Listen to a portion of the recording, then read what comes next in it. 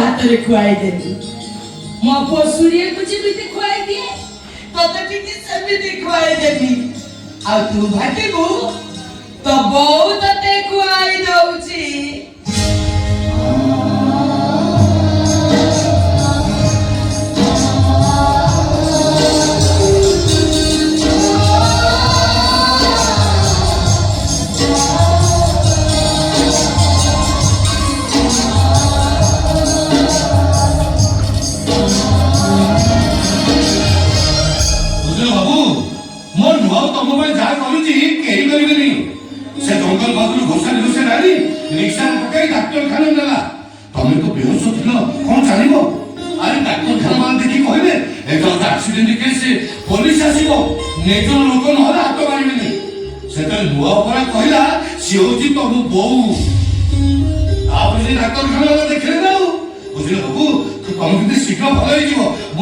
ମାନସିक କରି ଆମ ଠାକୁରାଣୀଙ୍କ ପାଖରେ ନଡ଼ିଆ ବସେଇଛି।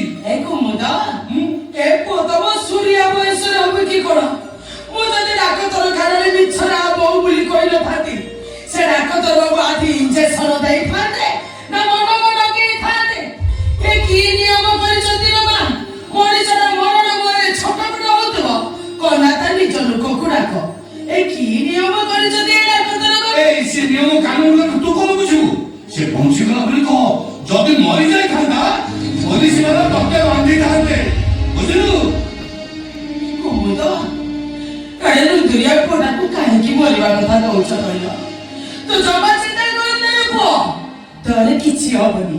ତୁ ଖାଲି ମୋ ପାଖରେ 4-6 ଦିନ ରହ, ଦେଖିବୁ ମୁଁ ତତେ ତେଲ ମାଲିସ କରି କରି ଏମିତି ଠିକ କରିଦେବି ଯେ ତୁ ତ ଖାଲି ଘୋଡ଼ା ପରିକା ଦୌଡ଼ିବୁ।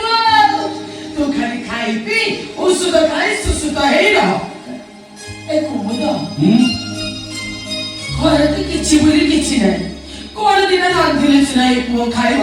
ତମେ ଛୋଟ ଛୋଟ କଲ ସେ ସାରୁ ଦୋକାନରୁ ଆଳୁ ପିଆଜ ଟିକେ ଘିତି ଆସିବ। ଖାଲି ଆଳୁ ପିଆଜ ଆଣିବୁ ନା ଆଉ କଣ ଆଣିବି? ହଁ ବା ସେତକ। ସେ ଆଳୁ ତରକାରୀକୁ ମୁଁ ଏମିତି ରାନ୍ଧି ଦେବି ଯେ ଏ ପୁଅ ତ ଖାଲି ହାତ ଚାଟିକି ଖାଇବ। ମୋ ପୁଅ ସୂର୍ଯ୍ୟା ମୋ ହାତର ଆଳୁ ତରକାରୀକୁ ପୁରା ଭାରି ଭଲ ପାଏ। ଏ କୁମୁଦ, ତମେ ଡେରି କରନି, ଛୋଟ ଛୋଟ ଯା ଆଳୁ ପିଆଜ ଘିତି ଆସିବ। ଏ ପୁଅ ତୁ ପୁରା ଔଷଧ ଖାଇ। ଆଲୋ ପାଣି ତ ନାହିଁ, ତୁ ଔଷଧ ଖାଇବୁ କେମିତି? ତୁ ରହ ବାପା, ମୁଁ ସାথে ସାথে ତୋ ପାଇଁ ପାଣି ଘିତି ଆସୁଛି। ଶୁଣୁ, ଜମା ଚଲାବୁଲା କରିବୁନି, ଏଇଠି ଠିକ ଚାଲିକି ବସିବୁ। ମୁଁ ଏଇ ଗଲି ପାଣି ନେଇକି ଏଇ ଆଇଲି।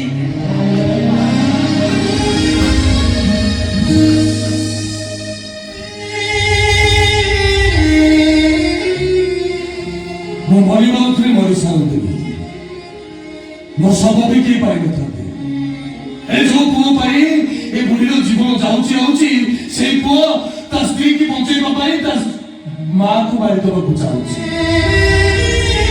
ହେଲେ ମୁଁ ଯାହାକୁ ମାରିବାକୁ ଆସିଥିଲି ସେ ଆଜି ପୁଅ ବୋଲି କହି ମତେ ନୂଆ ଜୀବନ ଦେଇଛି। ନା, ମୋ ଜୀବନରେ ମୁଁ ଅନେକ ପାପ କରିଛି, ଏ ବୁଢୀକି ମାରିବାର ପାପ କରିନି। ଚାଲିଛି ବେଟି, ଚାଲିଛି। ଏ ପୁଅ, ତୁ ପୁଣି ଉଠିକି ଆସିକି ଚଲାବୁଲା କରୁଛୁ? ତୁ ଶୁଣୁ ଚଗଲାଟା, ଆଉ ଜମା କଥା ମାନୁନୁ। ତୁ ଏମିତି ଚଲାବୁଲା କଲେ କେମିତି ଭଲ ହବ କହିଲୁ? କେମିତି ତ ଖଣ୍ଡିଆ ଚଲତି ରୁକିବ? ଆଉ ଔଷଧ ଖାଇବା।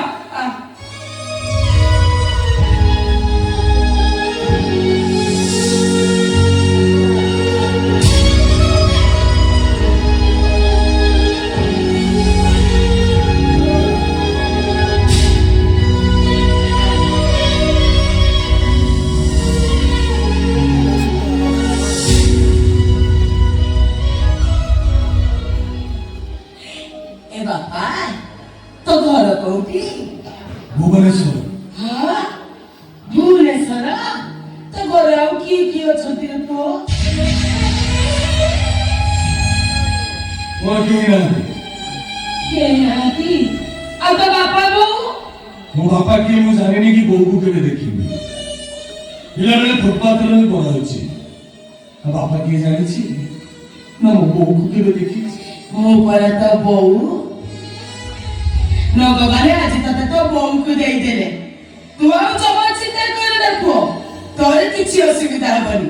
ତତେ ଆଜିଠୁ ତୋ ବୋଉ ମିଳିଗଲା। ହଁ ମା ମୁଁ ଚାଲିଯିବି। ଚାଲିଯିବୁ?